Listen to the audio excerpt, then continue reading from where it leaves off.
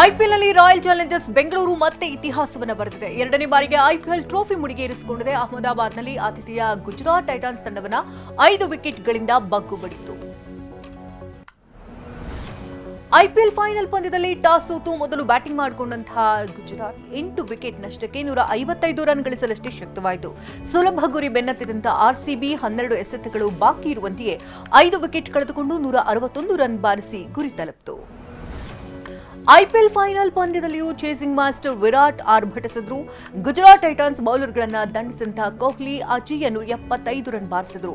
ಇದರಲ್ಲಿ 9 ಬೌಂಡರಿಗಳು 3 ಸಿಕ್ಸರ್ಗಳು ಒಳಗೊಂಡಿದ್ದು ಅಲ್ಲದೆ ಪಂದ್ಯ ಪುರುಷೋತ್ತಮ ಪ್ರಶಸ್ತಿಗೆ ಭಾಜನರಾದರು. ಐಪಿಎಲ್ನಲ್ಲಿ ಮತ್ತೆ ಚಾಂಪಿಯನ್ ಆಗಿರುವಂತಹ ಆರ್ಸಿಬಿಗೆ 20 ಕೋಟಿ ರೂಪಾಯಿ ಬಹುಮಾನವಾಗಿ ಬಂದಿದೆ.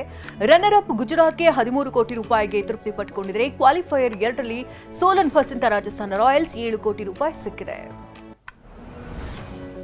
ಎರಡನೇ ಬಾರಿಗೆ ಐಪಿಎಲ್ ಟ್ರೋಫಿ ಗೆದ್ದಿರುವಂತಹ ರಾಯಲ್ ಚಾಲೆಂಜರ್ಸ್ ಬೆಂಗಳೂರು ತಂಡಕ್ಕೆ ಅಭಿನಂದನೆಗಳ ಮಹಾಪೂರವೇ ಹರಿದು ಬರುತ್ತಿದೆ. ನಿರ್ಗಮಿತ ಸಿಎಂ ಸಿದ್ದರಾಮಯ್ಯ, ನಿಯೋಜಿತ ಸಿಎಂ ಡಿಕೆ ಶಿವಕುಮಾರ್, ಕೇಂದ್ರ ಸಚಿವ ಎಚ್ಡಿಕೆ ಸೇರಿದಂತೆ ಹಲವು ಗಣ್ಯರು ಹರ್ಷ ವ್ಯಕ್ತಪಡಿಸಿದ್ದಾರೆ. ಐಪಿಎಲ್ ಫೈನಲ್ ಪಂದ್ಯವನ್ನ ಬೆಂಗಳೂರಿಗೆ ಸ್ಥಳಾಂತರಿಸಿದ್ದಕ್ಕೆ ನಿಯೋಜಿತ ಸಿಎಂ ಡಿಕೆ ಶಿವಕುಮಾರ್ ಅಸಮಾಧಾನ ವ್ಯಕ್ತಪಡಿಸಿದ್ದಾರೆ. ಫೈನಲ್ ಪಂದ್ಯವನ್ನ ಬೆಂಗಳೂರು ಬದಲು ಅಹಮದಾಬಾದ್ಗೆ ಸ್ಥಳಾಂತರಿಸಲಾಯಿತು. ಇದರಿಂದ ಆರ್ಸಿಬಿ ಅಭಿಮಾನಿಗಳಿಗೆ ಅನ್ಯಾಯವಾಯಿತು ಅಂತ ಬೇಸರ ವ್ಯಕ್ತಪಡಿಸಿದ್ದಾರೆ. ಆರ್ಸಿಬಿ ಗೆಲುವು ಸಾಧಿಸ್ತಾ ಇದ್ದಂತೆ ಬೆಂಗಳೂರಿನಲ್ಲಿ ಅಭಿಮಾನಿಗಳು ಹುಚ್ಚೆದ್ದು ಕುಣಿದರು. ಬೆಂಗಳೂರಿನಲ್ಲಿ ವಿರಾಟ್ ಕೊಹ್ಲಿ ವಿನ್ನಿಂಗ್ ರನ್ ಹೊಡಿತಾ ಇದ್ದಂತೆ ಅಭಿಮಾನಿಗಳು ಹುಚ್ಚೆದ್ದು ಕುಣಿದರು. ಆರ್ಟಿ ನಗರದಲ್ಲಿ ಎಲ್ಲೆಡೆ ಆರ್ಸಿಬಿ ವಿರಾಟ್ ಕೊಹ್ಲಿ ಅಂತ ಜೈಕಾರ ಕೇಕೆ ಹಾಕಿ ಡ್ಯಾನ್ಸ್ ಮಾಡಿ ಸಂತಸ ಪಟ್ಟರು. ಆರ್ಸಿಬಿ ಐಪಿಎಲ್ ಟ್ರೋಫಿ ಮುಡಿಗೇರಿಸಿಕೊಳ್ತಾ ಇದ್ದಂತೆ ಬೆಂಗಳೂರಿನ ಎಂಜಿ ರೋಡ್ನಲ್ಲಂತೂ ಸೆಲೆಬ್ರೇಷನ್ ಜೋರಾಗಿತ್ತು. ಸನ್ ರೂಫ್ ತೆಗೆದು ಸೆಲೆಬ್ರೇಷನ್ಗೆ ನಿಷೇಧ ಇದ್ರೂ ಕೂಡ ಉಲ್ಲಂಘನೆ ಮಾಡಿದರು. ಬೈಕ್ ಮತ್ತು ಕಾರುಗಳಲ್ಲಿ ಆರ್ಸಿಬಿ ಗೆಲುವನ್ನು ಆಚರಿಸಿದರು. ಮೈಸೂರಿನಲ್ಲಿಯೂ ಆರ್ಸಿಬಿ ಅಭಿಮಾನಿಗಳು ಸಂಭ್ರಮಾಚರಣೆ ಆಚರಿಸಿದ್ರು. ಪಟಾಕಿ ಸಿಡಿಸಿ ಕುಣಿದು ಕುಪ್ಪಳಿಸಿ ಆರ್ಸಿಬಿ ಅಭಿಮಾನಿಗಳು ಖುಷಿ ವ್ಯಕ್ತಪಡಿಸಿದರು. ಆರ್ಸಿಬಿ ಆಟಗಾರರ ಪರವಾಗಿ ಜೈಕಾರ ಕೂಗಿದರು. ಹುಬ್ಬಳ್ಳಿ ಜನಮ ವೃತ್ತದಲ್ಲಿ ಸಾವಿರಾರು ಅಭಿಮಾನಿಗಳು ಸಂಭ್ರಮಾಚರಣೆಯಲ್ಲಿ ಜಮಾಯಿಸಿದ್ರು. ಸುತ್ತಮುತ್ತ ಟ್ರಾಫಿಕ್ ಜಾಮ್ ಉಂಟಾಗಿ ವಾಹನ ಸವಾರರು ಪರದಾಡಿದರು. ಅಭಿಮಾನಿಗಳನ್ನು ಚದುರಿಸೋದಕ್ಕೆ ಪೊಲೀಸರು ಲಾಠಿ ಹಿಡಿಬೇಕಾಯಿತು. ಕೋಟಿನಾಡು ಚಿತ್ರದುರ್ಗದಲ್ಲಿ ವಿರಾಟ್ ಕೊಹ್ಲಿ ಕಪ್ ಹಿಡಿದ ಚಿತ್ರ ಪ್ರದರ್ಶಿಸಿ ಸಂಭ್ರಮಿಸಿದ್ದಾರೆ. ಗಾಂಧಿ ವೃತ್ತದಲ್ಲಿ ತಡರಾತ್ರಿವರೆಗೆ ಅಭಿಮಾನಿಗಳು ಜಮಾಯಿಸಿದ್ರು. ಅಭಿಮಾನಿಗಳನ್ನು ನಿಯಂತ್ರಿಸುವುದಕ್ಕೆ ಪೊಲೀಸರು ಹರಸಾಹಸವನ್ನೇ ಪಟ್ಟರು. ಬೆಳಗಾವಿಯ ಆರ್ಪಿಡಿ ವೃತ್ತದಲ್ಲಿ ಆರ್ಸಿಬಿ ಗೆಲುವಿನ ಸಂಭ್ರಮಾಚರಣೆ ವೇಳೆ ಯುವಕರನ್ನ ಪೊಲೀಸರು ಲಾಠಿ ಹಿಡಿದು ಚದುರಿಸಿದರು. ಬಾಗಲಕೋಟೆಯಲ್ಲಿ ಫ್ಯಾನ್ಸ್ ಮೇಲೆ ಲಘು ಲಾಠಿ ಪ್ರಹಾರ ನಡೆಸಲಾಯಿತು. ಬಳ್ಳಾರಿಯ ರಾಯಲ್ ಸರ್ಕಲ್ ಬಳಿ ಪಟಾಕಿ ಸಿಡಿಸಿ ಸಂಭ್ರಮಿಸಿದ ಅಭಿಮಾನಿಗಳು ಲಾರಿಗೆ ಅಡ್ಡ ನಿಂತು ಕುಣಿದು ಕುಪ್ಪಳಿಸಿದರು. ಲಾರಿಗೆ ದಾರಿ ಬಿಡದೆ ಮೇಲೆ ಹತ್ತಲು ಪ್ರಯತ್ನಿಸಿದ್ರು. ಆದರೆ ಪೊಲೀಸರು ಯುವಕರನ್ನ ಕೆಳಗಿಳಿಸಿ ಲಾರಿ ಸಂಚರಿಸುವುದಕ್ಕೆ ಅನುವು ಮಾಡಿಕೊಟ್ಟರು. ಐಪಿಎಲ್ನಲ್ಲಿ ಅತ್ಯಧಿಕ ರನ್ ಗಳಿಸಿದ ರಾಜಸ್ಥಾನ ರಾಯಲ್ಸ್ನ ಬ್ಯಾಟರ್ ವೈಭವ್ ಸೂರ್ಯವಂಶಿ 5 ಪ್ರಶಸ್ತಿಗಳನ್ನು ಬಾಚಿಕೊಂಡಿದ್ದಾರೆ. 15 ವರ್ಷದ ಪೌರ ಒಟ್ಟು 55 ಲಕ್ಷ ನಗದು ಟಾಟಾ ಸಿಯರಾ ಕಾರು ತಮ್ಮದಾಗಿಸಿಕೊಂಡಿದ್ದಾರೆ.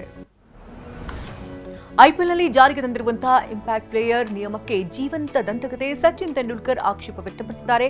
ಐಪಿಎಲ್ನಲ್ಲಿ ಕೆಲವು ಬದಲಾವಣೆಯನ್ನು ತರಬೇಕಾಗಿದೆ ಅಂತ ಅಭಿಪ್ರಾಯ ವ್ಯಕ್ತಪಡಿಸಿದ್ದಾರೆ.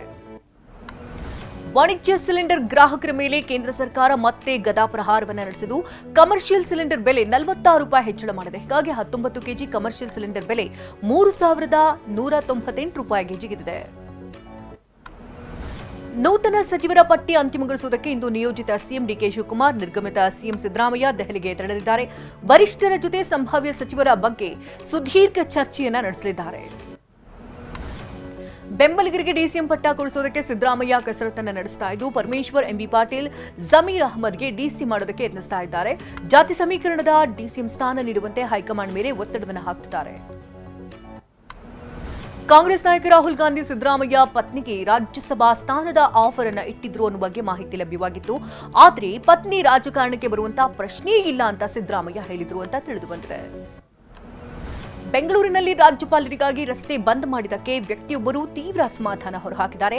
ಹಳೆ ವಿಮಾನ ನಿಲ್ದಾಣ ರಸ್ತೆಯಲ್ಲಿ ಧರಣಿ ಕೂತಂತ ವ್ಯಕ್ತಿ, ನನ್ನ ಪತ್ನಿ ಗರ್ಭಿಣಿ ಕಾರಿನಲ್ಲಿದ್ದಾಳೆ, 30 ನಿಮಿಷ ಟ್ರಾಫಿಕ್ ಬಂದ್ ಮಾಡಿದ್ದೀರಿ ಅಂತ ಕಿಡಿಕಾರಿದ್ರು. ಕೊಡಗಿನಲ್ಲಿ ಒಂಟಿ ಸಲಗ ಪ್ರತ್ಯಕ್ಷವಾಗಿದೆ. ಕುಶಾಲನಗರ ತಾಲೂಕಿನ ವಾಲ್ನೂರು ಗ್ರಾಮದ ಮನೆಯ ಅಂಗಳಕ್ಕೆ ಆನೆ ಬಂದಿದೆ. ರಾಮಪ್ಪ ಎಂಬುವರ ಮನೆ ಬಳಿ ಬಂದಂತ ಆನೆಯನ್ನ ಕಂಡು ಕುಟುಂಬಸ್ಥರು ಕಿರುಚಾಡಿದ್ದಾರೆ.